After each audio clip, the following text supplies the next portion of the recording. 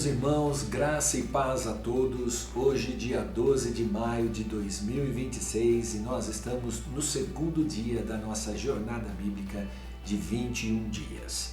Hoje iremos refletir no segundo capítulo da carta que o apóstolo Paulo escreveu aos Gálatas. O nosso principal versículo deste capítulo é o versículo de número 20, que diz: "Fui crucificado com Cristo. Assim já não sou eu quem vive, mas Cristo vive em mim. Portanto, vivo neste corpo terreno pela fé no Filho de Deus, que me amou e se entregou por mim." Esse é o principal versículo deste capítulo, pois ele rege a estrutura deste capítulo que nós vamos abordar hoje com o tema "Morri para o eu", a substituição da vida. Sai o meu esforço e entra a vida de Cristo. Bom, o panorama de Gálatas, da carta de Gálatas, né? Paulo escreveu esta carta em um contexto de uma crise doutrinária. Alguns judeus cristãos, conhecidos como judaizantes, estavam ensinando que a fé em Cristo não bastava. Era necessário também guardar aspectos da lei mosaica, especialmente o aspecto da circuncisão. Então, em Gálatas 2, Paulo defende duas verdades.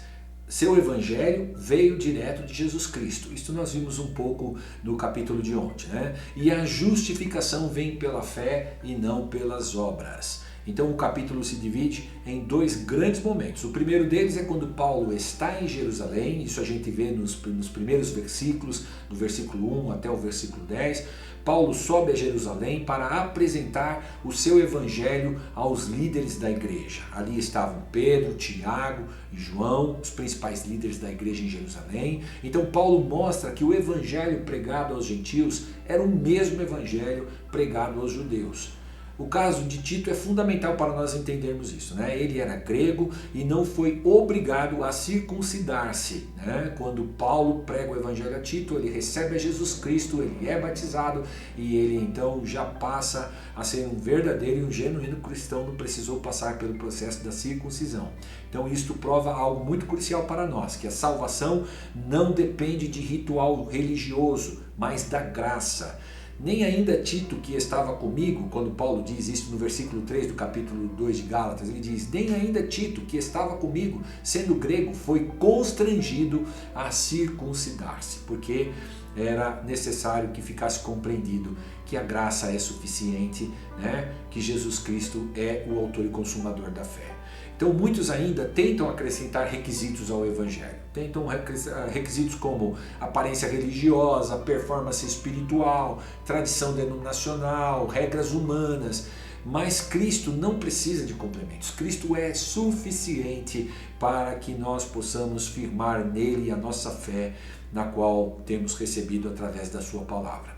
Então o confronto que Paulo teve com Pedro, que fica registrado nos versículos 11, 12, 13 e 14 do segundo capítulo da carta de Gálatas, este é o momento mais impactante do Novo Testamento, porque Paulo diz a Pedro: "Eu lhe resisti", no versículo 11 está escrito isso, "eu lhe resisti na cara, porque era repreensível."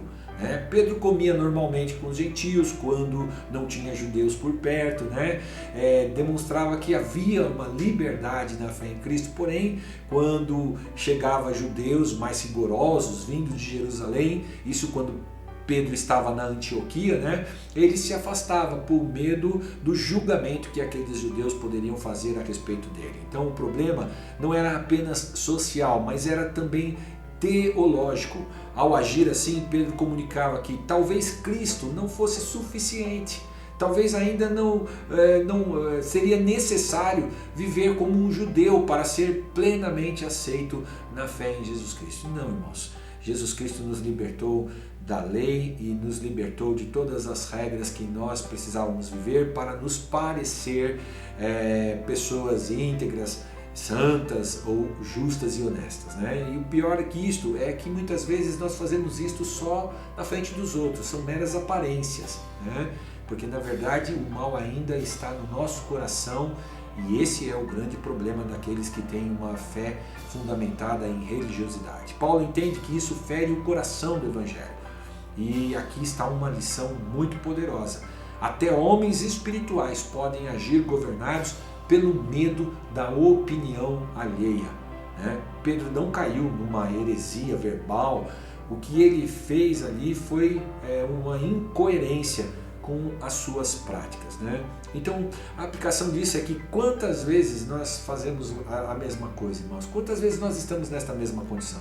Sabemos que somos livres, mas voltamos a viver uma vida para agradar pessoas. E isto no Evangelho é muito ruim. Um Evangelho que nós vivemos para agradar pessoas. Não, nós temos que ter um Evangelho que, em primeiro lugar, nos transforma, muda a nossa vida e faz com que o nosso exemplo esteja formado e firmado em Cristo Jesus, né? Porque nós sabemos quem somos em Cristo. Mas se nós muitas vezes ficamos mudando o nosso comportamento meramente para ganharmos a aprovação das pessoas, isto não faz sentido no Evangelho que Jesus propõe para nós através da sua palavra. O medo do homem sempre compete com o senhorio de Cristo.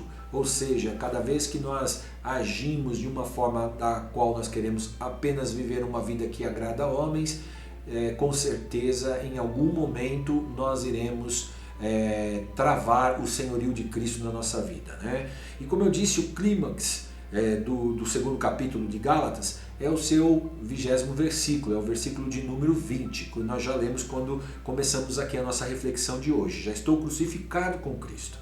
E esta expressão, já estou crucificado com Cristo, no grego, dá uma ideia que indica a ação passada com um efeito contínuo. Ou seja, Paulo não está dizendo, estou tentando morrer, ou estou melhorando com Cristo. Não, ele diz, a minha velha identidade já foi julgada na cruz do Calvário. Em Cristo Jesus, este velho homem já morreu, já foi crucificado. A cruz não foi apenas para perdoar pecados, mas para executar o velho homem. Como nós podemos fazer o link lá com Romanos capítulo 6, versículo 6, que diz, pois sabemos que o nosso velho homem foi crucificado com ele, para que o corpo do pecado seja destruído e não sejamos mais escravos do pecado. Este é o fundamento teológico, né, para a morte do eu. Quando nós recebemos a Cristo Jesus, o nosso eu, ele precisa morrer. Então o nosso velho homem foi crucificado com Jesus Cristo. Então nós não somos mais aqueles que vivem na mesma forma do passado, né? O Evangelho não reforma a nossa condição adâmica, né?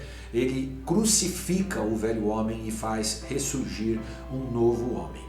Paulo continua no mesmo versículo dizendo, eu vivo, não mais eu. Porque Paulo não perde a sua personalidade na sua inteligência ou a sua individualidade, mas ele perde a sua autonomia. A partir de agora, tudo que representa Paulo está sob o governo de Cristo. Antes Paulo decidia, antes Paulo governava, antes Paulo controlava, mas agora Cristo é o centro da existência de Paulo. E essa é uma verdadeira e genuína conversão, né? Não adicionar Jesus à nossa agenda, mas entregar a nossa agenda da nossa vida pessoal a Jesus Cristo. E nós falamos, esta é a verdadeira experiência que Paulo teve com Jesus Cristo, mas também precisa ser a nossa experiência. Nós temos recebido nesta palavra e nós precisamos viver esta palavra desta forma. Mas Cristo vive em mim. Aqui está a substituição. O cristianismo não é apenas uma imitação externa de Jesus, né? Vou tentar agir como Cristo, vou tentar parecer com Cristo. Não, é Cristo operando sua vida em nós. Ele agindo através de nós, controlando nossos atos, nossas decisões. Isso muda tudo. A minha força acaba. Jesus Cristo entra com a sua força em nossas vidas. O nosso amor falha, mas Jesus Cristo derrama do seu amor em nossos corações. A nossa sabedoria é limitada para muitas coisas que muitas vezes precisamos decidir, mas Cristo vem com sua sabedoria, com sua inspiração, com sua unção, para que nós possamos, através do governo dele em nossa vida, vencermos todas estas vicissitudes da vida e todas estas dificuldades que passamos em nossa vida. A vida agora que vivo na carne, vivo na fé. Paulo vive no corpo, trabalha no corpo, sofre no corpo, planeja e enfrenta desafios, mas o princípio interno mudou. Agora, aquele status de autossuficiência deu lugar a um status de dependência. Fé não é ausência de ação, é ação sobre a dependência de Deus, sobre a dependência divina. E a motivação final de tudo isso, o que nos movimenta a vivermos desta forma, a entregarmos o controle da nossa vida para Deus, a dizer: Senhor, Tu és o dono da minha vida, toma conta dos meus atos, dos meus pensamentos, das minhas práticas, das minhas atitudes, dos meus recursos, da minha casa, da minha vida. Está lá no final do versículo 20, quando ele diz, portanto, vivo neste corpo terreno pela fé no Filho de Deus, que me amou e se entregou por mim. Paulo termina no amor. A morte do eu não nasce de uma imposição religiosa, mas nasce de uma consciência do que Deus fez por nós através de Jesus Cristo. Nasce de uma consciência de compreendermos o que foi o sacrifício de Jesus Cristo, o que ele representou para Deus, para Jesus e também para nós. Eu entrego o controle porque reconheço que Jesus Cristo é a melhor escolha que eu posso fazer na minha vida, e colocar a minha vida nas mãos dele é colocar a minha vida em um lugar seguro. Então, queridos, para nós terminarmos a nossa reflexão de hoje, a ilusão do autocontrole. Muitas vezes nós achamos que temos o domínio da nossa vida, mas a palavra de Deus nos ensina que a nossa vida é um sopro, ela passa muito rápido e nós não podemos nem sequer dizer o que é que iremos viver no dia de amanhã. Então nós precisamos tirar esta condição de autossuficiência e precisamos colocar ela no controle de Deus. Precisamos colocar tudo em nossa vida no controle de Deus. A ansiedade muitas vezes é apenas o ego tentando ser Deus. Muitas vezes, quando nós estamos tentando resolver a nossa vida com a nossa força, com a nossa capacidade, nós somos acometidos da ansiedade que muitas vezes vem em nosso coração, vem em nossa mente e acaba tirando o foco da nossa vida. Quando Paulo diz, já não sou eu quem vive, ele desmonta esta idolatria do eu, porque a pergunta não é mais, Cristo está presente na minha vida? Não, a pergunta torna-se, Cristo governa a minha vida? Porque isto passa a fazer uma diferença muito grande em nós. Porque nós queremos estar aonde Cristo nos tem colocado, aonde Cristo nos tem levado, e queremos estar na condição na qual realmente Cristo possa ter total acesso a nós. Então, queridos, para uma aplicação prática final, identifique sua área de resistência. Veja qual é a área da sua vida que você ainda não conseguiu colocar por completo aos cuidados de Jesus Cristo. Se Cristo vive em você, você não tem mais que estar no comando destas áreas da sua vida, em nenhuma área da sua vida. Deixe Cristo governar, entregue a Ele os seus caminhos, entregue a Ele todas as suas ansiedades, para que você possa desfrutar do cuidado que Ele tem por você. Ore especificamente sobre estas causas. Quando você se deparar que algo que você não está conseguindo resolver, você está gastando muito tempo, você está gastando muito dinheiro, muita paciência, dobre o seu joelho e fale, Senhor Jesus, esta causa eu quero entregar nas suas mãos, porque eu percebo que não tenho condição de resolvê-la e eu preciso do teu senhorio, do teu governo e da tua autoridade nesta questão da minha vida. Substitua a preocupação da sua vida por uma rendição a Jesus Cristo. Sempre que a ansiedade voltar, declare, não sou mais eu quem vive, mas Cristo vive em mim, para que desta forma você possa desfrutar do senhorio, da plenitude, da graça, do amor de Deus que nos alcançou. Amém? Vamos orar. Façamos a nossa oração agora e gostaria que você entrasse neste momento de oração e no seu coração você pudesse começar a praticar esta entrega total da sua vida, de todas as áreas delas, ao Senhor Jesus Cristo. Senhor, crucifica em mim tudo aquilo que ainda insiste em governar a minha vida. Ensina-me a viver, não por autossuficiência, mas por dependência de Ti.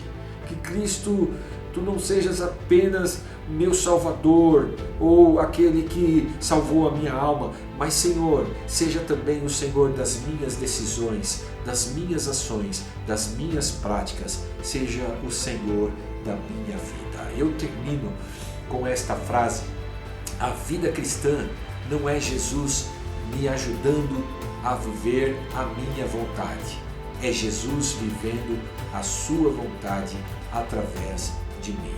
Amém? Que o Senhor Jesus nos abençoe. Nos vemos amanhã, se Deus quiser.